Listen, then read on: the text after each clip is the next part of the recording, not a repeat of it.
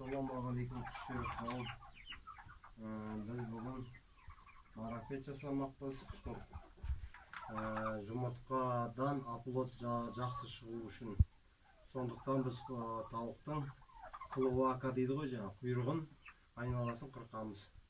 Чтобы сперматозоиды өзінің тиісті орнына бару үшін.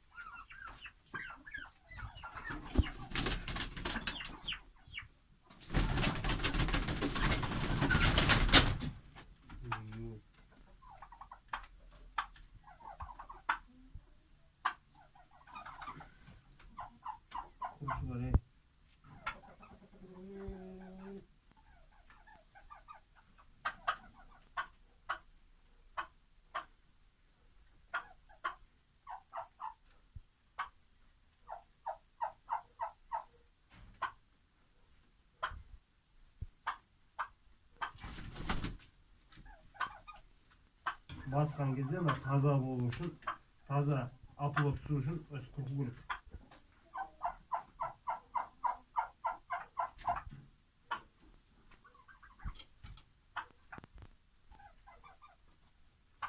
Қораздың да тауықтың да құйрығын өсіп таза қырқып отыру керек.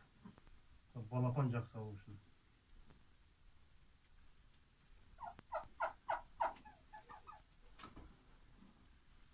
Осылай аламыз. Каналға жазылыңыздар.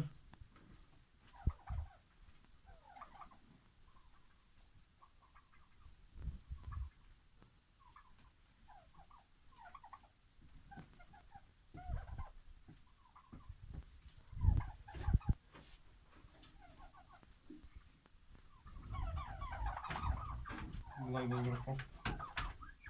Таза болып.